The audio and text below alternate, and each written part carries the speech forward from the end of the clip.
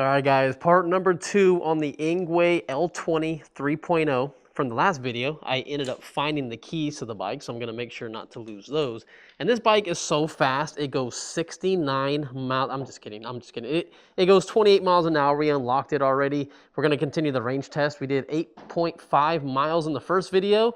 Then we're gonna show you guys all these lights on this bike and see how safe it is at night. So let's get to it. All right, so very simple to turn this bike on. There's no backlit buttons or nothing like that, but you just hold the power button. Once you get used to the bike, you'll understand where it's at. We are down 1 battery bar out of the 5, so we have 4 left. Let's bump it up in the max mode because this bike isn't crazy fast.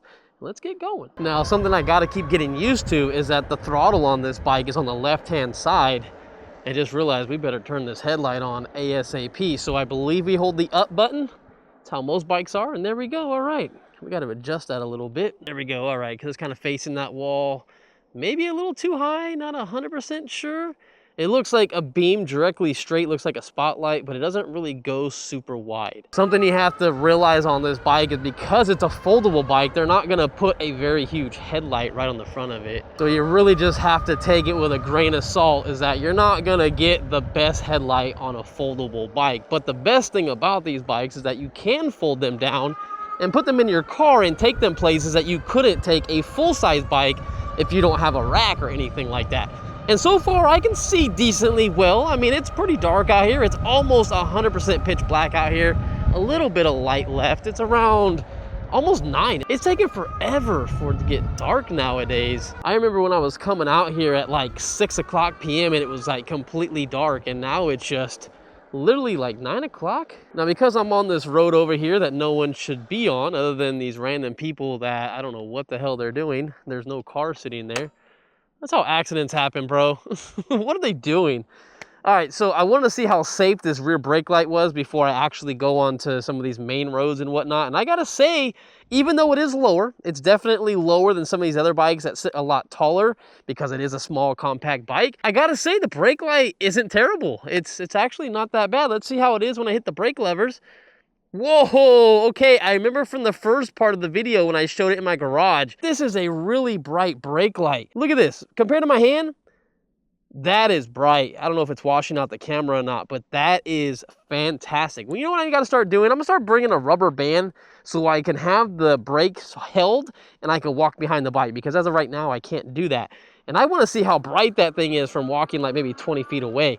That's one of the brightest brake lights I've seen. Now that I'm on this road, I actually feel pretty safe to look behind me. Now, one thing I realize is that because the throttle's on this side and I want to turn and look the other way, I actually have to let off the throttle so I can look behind me just to make sure there's no traffic back there. But I simply love the fact that I do feel safe with that brake light in the back. It is really shining. One thing you do not get, however, is turn signals. You don't get turn signals on this bike. I've always been like 50-50 on it. It's nice to have turn signals, but you never really need turn signals on a bike. I would say they're nice for the bikes that go very fast, that you might, be in the road with traffic and you need to let traffic know what the heck you're doing. But bikes like this, you're gonna be in the bike lane 100% of the time. These bikes are not fast enough to jump on any public road. 28 miles an hour is the max speed limit for a bike. You're not gonna get hassled with this bike. But it's always nice to go over that speed limit sometimes. But all I'm saying is you don't need turn signals for this bike. It would have just been nice if they have it. One thing I didn't pay attention though is when I turned the headlight on, did the screen dim down or did it stay the same brightness? So we're gonna turn the headlight off real quick. Oh, it did. Look how bright that screen is. Okay, hit the lights on and boom, okay.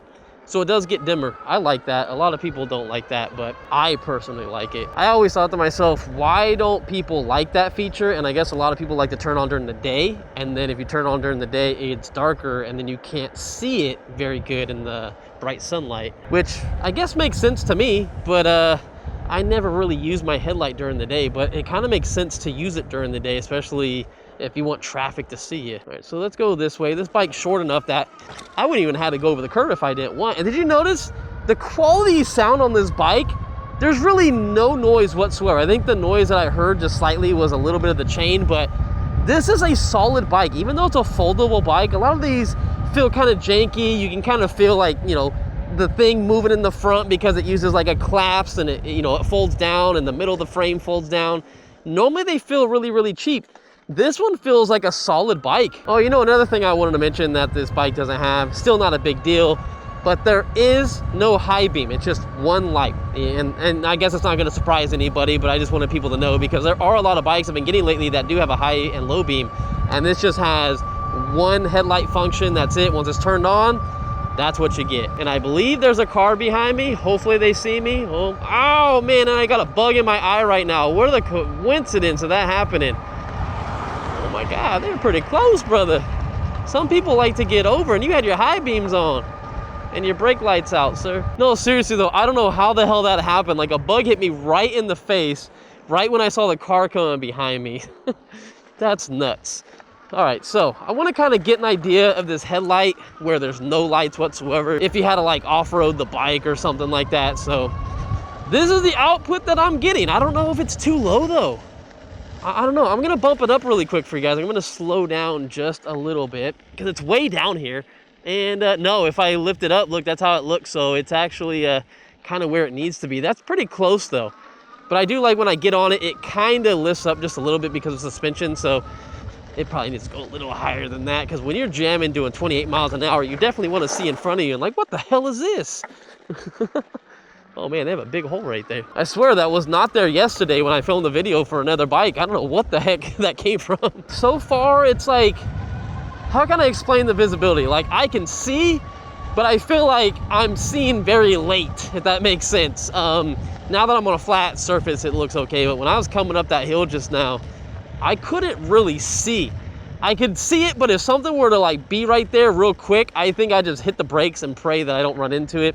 I'm gonna bump it up just a little bit. I don't know, I feel like that's good.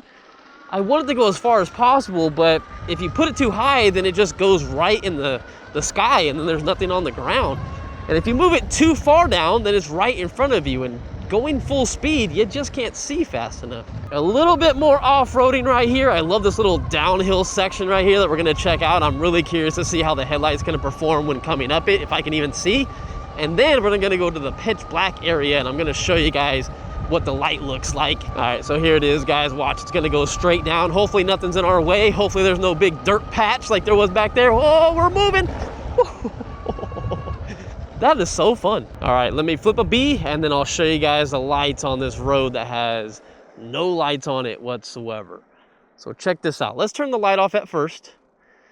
So here we go. Actually, let's go down a little bit more. Man, that screen is bright. And also, we went down to another battery bar and we probably have like, I don't know, 11 miles on the bike. Let's turn it on because there's a car coming. So there we go. That is with just me before that car turned the light. We're gonna wait until they pass us to see it a little bit better. But I gotta say, it's not terrible. I just wish it went a little bit farther out to the side so I can see the sidewalk, I can see the other side of the road. I can see a little bit of the other side of the road.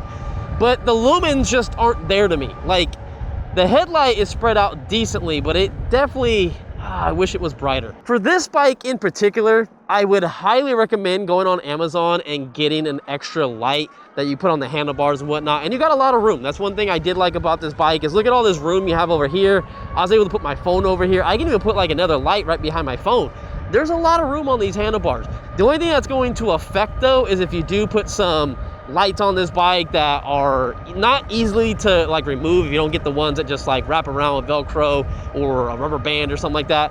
When you go to fold this bike, it actually might slightly get in the way if you have stuff on here. And here's an update. As I told you guys, we're down to 3 battery bars and now we're unable to reach 28 miles an hour. So now we can only go 26, which is still not bad, but yeah, you're losing power the more the battery drains. So this bike isn't technically a 28 mile per hour bike at all times. We're gonna ride around to probably the lodge a little bit. I wanna get a little bit more range on this bike before we call it a day, just to kind of get a baseline idea of what range I'll get at going max speed everywhere. That's how I ride. We've been max speed everywhere I go. So this is gonna be the worst case scenario that you're gonna see by the end of the video. So make sure you guys don't go anywhere, all right? And if you guys didn't see part 1, what are you doing? You gotta go back and watch part 1 first before you even watch this video. You know, one thing I do wanna say right now is that, you know, I see a lot of people walking around and it's, you know, it's nighttime, it's not super late, you know, it's not no 12 or 1 o'clock in the morning, but this bike doesn't make a whole lot of noise. It does make a little bit of noise. People are gonna hear you if they're walking, but I like the fact that it's not super obnoxiously loud. I probably said that all messed up, but it's not that loud of a bike. So it's nice to go in a neighborhood and just be real discreet and quiet, and you're not gonna bug anybody, right? I have definitely had some loud bikes on this channel recently, and this is one of the more quieter ones. It's not a hub motor that's just straight instantly like silent, but for what it is, it's not too bad. Hey, look, we're about to hit 28 miles an hour, but I think we're slightly going downhill. Oh, okay. They called me a liar. We only hit 27. But I do like this bike. I feel like it's very nice and nimble. It turns very good. It's foldable. You put it in your car. I don't know what that guy was doing back there. He was pushing a scooter. He looked like an older guy. I don't know if it died or he took it from somewhere. I don't know. Oh, cool. They got some LED lights on the side of the building. They didn't have these before. That's pretty cool. That's our lodge right there. So we have like a free gym. We got a free pool. Oh my God, don't hit me, car. We got a lot of free amenities here for, you know, the HOA and all that kind of stuff. I know a lot of you guys are gonna say HOA sucks, but I gotta say it's really not that bad. They don't mess with this at all. The only bad thing that sucks about it is when you want to do something to your house, you got to get it approved, even like your backyard or something, which kind of sucks to me, but it is what it is. At least to me, no one's going to paint their house green or blue or have a bunch of cars line up in the front of their house and just make a mess, you know what I mean? So I do like that aspect of living here, and it is very quiet. Okay, so we're not gonna go on the main road. We could technically. I don't see no one here. Yeah, no one's here, but yeah, I'm not trying to get ran over. I'm pretty sure this traffic right here is just like, what is this guy doing? He has a death wish. Everyone's doing like 55 on that road, and we're barely going 28. Whoa, what the? Kitty, you came out of nowhere. What the hell is that? Big piece of equipment right there, boy. That's what I'm talking about. It looks like they're just digging around this. I don't know what for. There's a lot of construction going on over here. It's been kind of crazy the last couple days. Let's go underneath this. Oh, we got a little bit of rocks. Whee! Now, surprisingly, this bike is very comfortable, very maneuverable. Like, this bike just zigzags out of everything. I love the tires. They're pretty stiff for the most part. You can air these things down, but I do like the fact that I don't have to worry about a flat on this bike. They feel like really like rock solid. And just overall, I'm actually kind of impressed by how far foldable bikes have came, because when I had foldable bikes back in the day, what's going on over here? When I had foldable bikes back in the day, I just remember them like, the frames would feel like weird. You can feel like the movement in the frame. You can feel the movement in the headset because the way they fold down and everything like that, you could just feel that. And that was just a con of a folding bike. And this one feels so stiff and rigid, but I also feels really comfortable because the seat is really nice. Like, I really like the seat. I feel like they put one of the best seats on this bike for what it is. Foldable bikes don't really get good seats. They always get a small little itty bitty seat, and it's a comfortable bike. And ENGWE's been around for a while. I don't think you guys are gonna have any issues buying this bike from the company. I really think they're a good company. I've been working with them since like 2021, and you guys can take it however you want. You don't have to listen to me, but I'm just telling you my experience with the company. They're always making something different. Did you guys see the M20 that they made with the dual battery setup? That was a really cool bike, and I like the fact that they're also thinking about other people instead of just people that want those types of bikes. So they have this. This thing is really cool. Technically, it's not made for me because I don't want to put a bike in the back of my car. I don't think I ever will. I don't want to scratch up like the side panels or the plastic or anything like that. I try to keep the resale of my car as much as possible.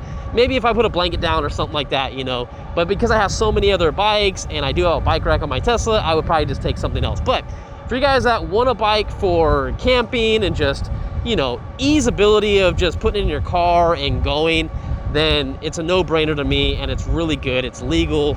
You won't have any issues. Man, there is construction everywhere. What the heck? Why is there construction every single spot that I go? It's crazy. Oh, look, and we're down another battery bar, I should say. We have 2 battery bars left out of 5. And now we're only able to go like 24 miles an hour, which is kind of crazy if you think about it. Now, if you guys want to know where we're at, we did 8.5 miles the other day, and so far we have done 6.5 miles, which puts us at about 15 miles on this bike. which is not terrible, but it's not like the best range that you can get on a bike. But again, this is gonna be the worst range that you can get because I am just hauling ass everywhere. But here's what I was gonna say towards the very end of this video. The fact that this bike charges in 2 hours, and that is from dead to full. Keep in mind, you're never probably going to be charging this bike all the time when it's at 0%, because you gotta make it to your house with at least 10 or 20%, right? You're never gonna be at 0%. That's gonna be very rare, and it's actually not good for your battery to do that. So let's say you get back to your house, you're at 20%, it's not even gonna take you 2 hours to charge it to 100%. Now that last 80 to 100% might take a little bit longer. It's similar to your cell phone, but it should be a blast. I can literally put this on the charger right now, and I bet you I can be out here riding again with a full battery charge by 11, and right now it's 9:15. If you were turning, then I would have just turned too, but you didn't put your signal on until last minute, buddy. But that's where I'm gonna leave you guys at. Right now, I'm actually coming to 15.5 miles, still down 2 battery bars. I believe we have voltage on here, right? We had power, but power doesn't show anything. And no, we actually don't. I forgot we don't have voltage on this bike. And I do wish the power thing worked. I don't know why it didn't. I don't know if this is a pre-production model. I don't think it is, but even Tell Happy TV had an issue with that too. So I wish that worked, but I just wish they had voltage. That's the biggest thing. I could rather care less about power and have voltage. So anyways, I'll see you guys in the next one. You guys are the true MVPs of this channel. And if you guys buy it, please support the channel. Use the links down below. I know sometimes it's hard to want to use the links down below because you just go to the website and look to buy it, but at least plug in the discount code at checkout. It's down below. I'll pin a comment as well. And if you can't find it for whatever reason, drop a comment. I'll comment under that so you guys can find it, because you definitely want to buy this bike at the lowest price possible. And it really does support my channel. I'm doing this full time now, so I really appreciate you guys. And hopefully these people don't hit me. Thank God they saw me. I guess the light's doing something. They were able to see that. So anyways, peace out, guys. Now it's time for me to go eat some food. I am hungry. It's time to grub right now. Oh, and if you guys want a little bit more of an update, by the time I came back, we actually have 16 miles on the bike, and we're still down 2 battery bars. So realistically, if you guys want my opinion, I think this bike is good for anywhere from like 23 to 24 miles of range with a 160-pound rider, riding at max speed, pedal assist 5, 28 miles an hour, especially after you unlock it. You have to unlock this bike from 20 to 28. If you keep it at 20, you actually probably get like 30 miles of range going full out.